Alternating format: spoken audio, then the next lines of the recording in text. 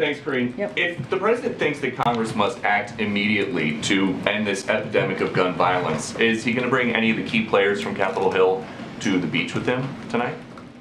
Oh, okay. So I don't have. Wasn't a big part of candidate Biden's whole thing that he knows how to get things done. He does. He does. I mean, he's beaten the gun lobby before. He has. Then why not invite these lawmakers who maybe haven't beat the gun lobby and say this is how it's done? But it's not his thing. It's actually fact. We saw he did that in the Senate during his Congress days, that he beat the gun lobby.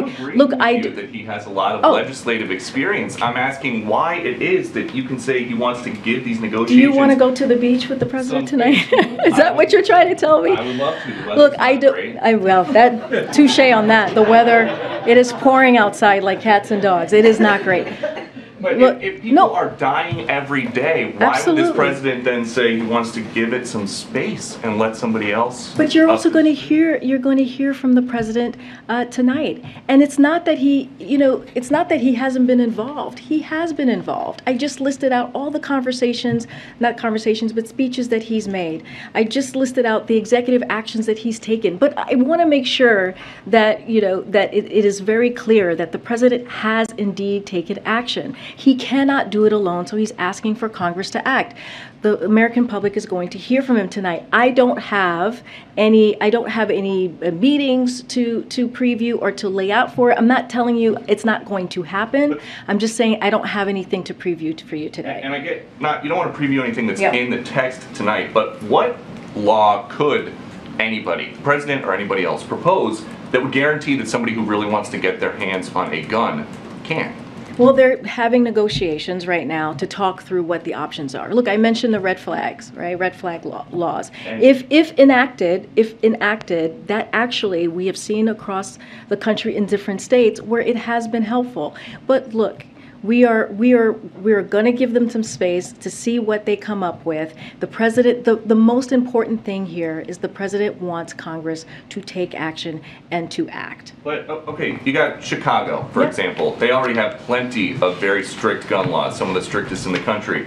47 people shot there over the Memorial Day weekend. 9 of them died.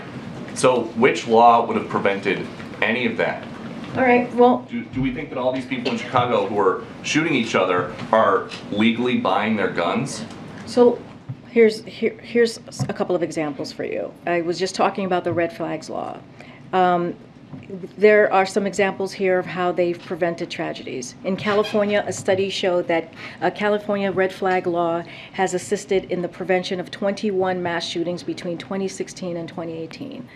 Florida, since passing a red flag law in 2018, there have been notable cases of the law intervening in multiple cases of potential violence.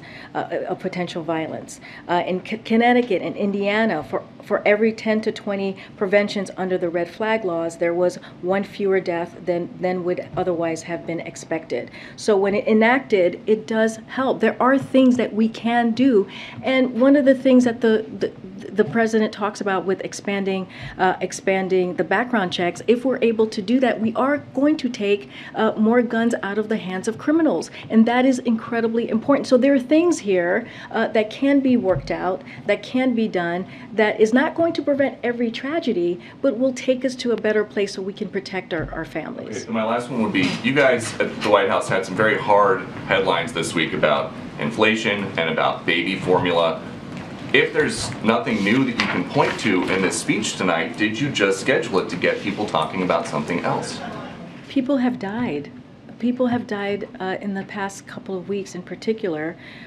We had 19 kids die in Uvalde just recently. A mass shooter came into their classroom and killed them, plus their 2 teachers.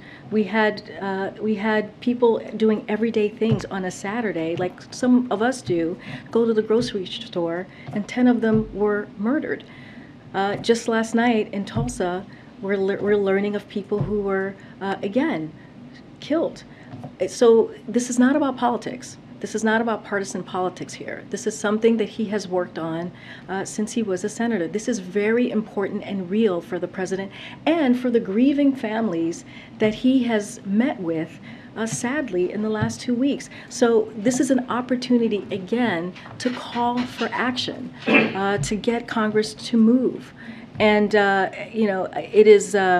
it is disheartening to hear that this could potentially, or if I'm hearing this right, could be used as a political tool, and that's not what this is. This is not about person. This is about people's lives.